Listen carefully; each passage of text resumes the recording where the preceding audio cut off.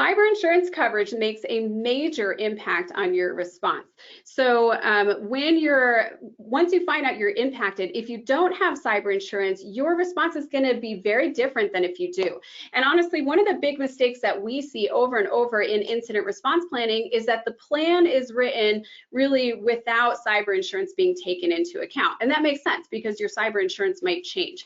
But often you have specific notification requirements for your cyber insurer. They may need to approve certain things. And you also have that as a major resource, especially for those of you that may be small or mid-sized organizations. You probably don't have your own dedicated incident response team. Some cyber insurers that offer breach response support actually act as your incident response team, essentially, or they can pull in other vendors.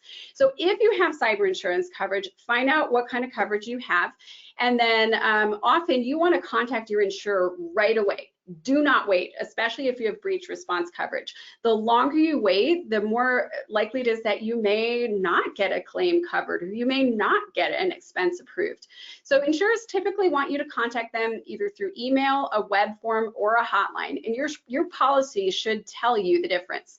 What you see on the screen here is an example of Axis's cyber insurance reporting instructions. So you can see it says call the 24/7, 365 incident response hotline. Make sure you're prepared to provide your name, contact details, business name, and your policy number.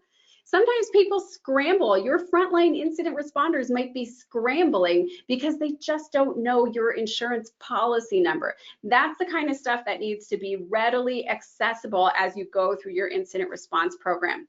And then once you contact your insurer, again, if you have breach response coverage, typically either your insurer will have their own staff on that hotline, or sometimes it's actually staffed by a major law firm that is experienced with breach response. So they're going to identify parties to bring in, like an attorney to help you, an incident response team, restoration and recovery specialists, a ransom negotiator. You want to take advantage of this. Then you'll get in a call with the attorney and anyone else they want to bring in. You will triage and then develop that initial response strategy. That can happen very quickly, sometimes within an hour or two of when you report that incident. Thank you so much, everyone. Again, this is Sherry Davidoff, CEO of LMG Security. If you have any questions, please reach out anytime. We'd love to hear from you.